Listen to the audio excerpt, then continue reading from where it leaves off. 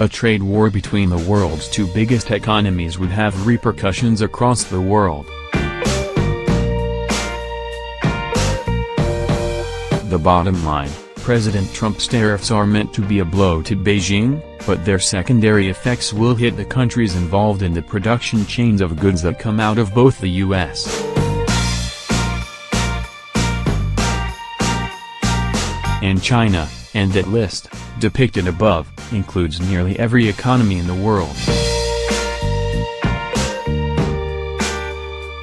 Shales.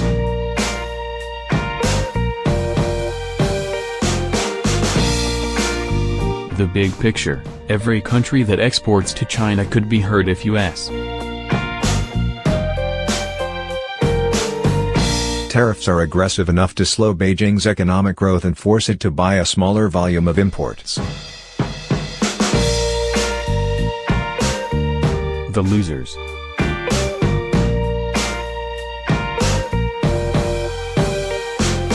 U.S.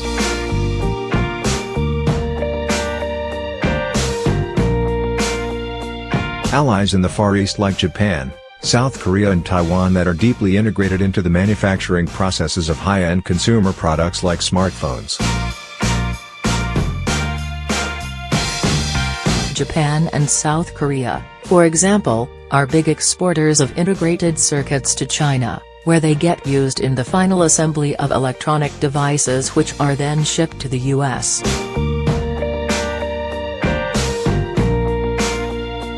and other countries.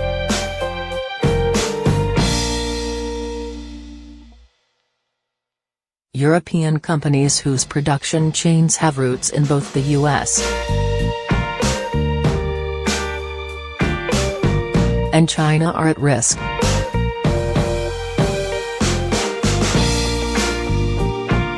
One example is BMW, a German carmaker that manufactures its automobiles in the U.S.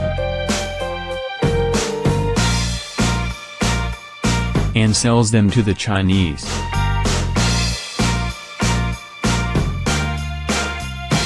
Beijing's retaliation package includes action against U.S. autos.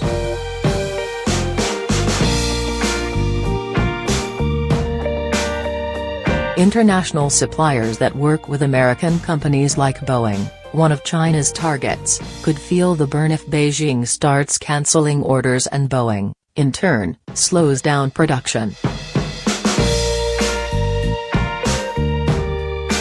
Boeing has suppliers in Japan, Italy, the UK, and Canada. Thomas de Westerberg, an international trade policy expert at the Hudson Institute, tells Axios.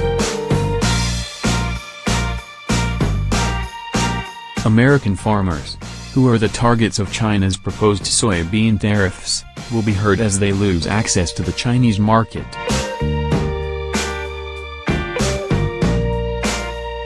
Chinese and American consumers, who will see higher prices if tit-for-tat tariffs keep escalating.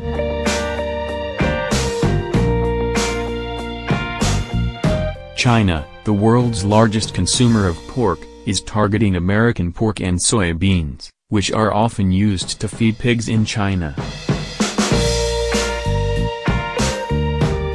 As prices for both those products rise, it'll be more expensive to eat pork across China.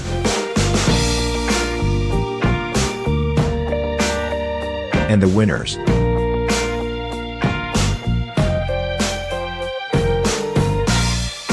International companies that compete with American ones could see a sales bump. Airbus could gain from Boeing's loss of sales to China, although Boeing might make up for the loss of the Chinese market by diverting to India and the Middle East, says de Westerberg.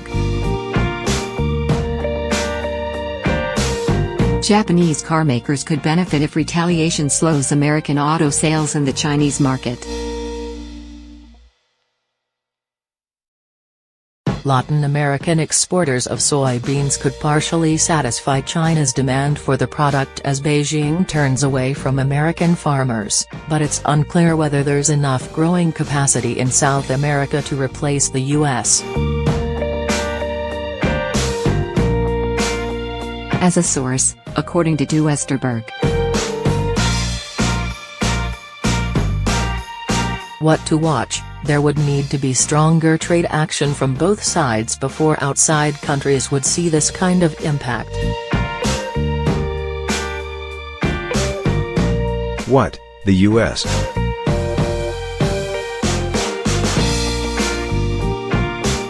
has proposed so far is just symbolic. The Chinese are just gonna laugh at it, they won't change their behavior, says David Dollar, the U.S.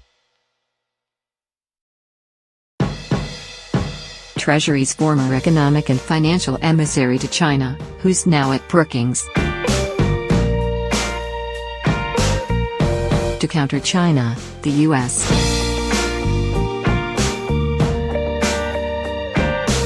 needs to cooperate with its allies, many of whom are frustrated to be the direct or indirect targets of Trump's recent trade moves, he says. China's rise is such a serious challenge that the U.S.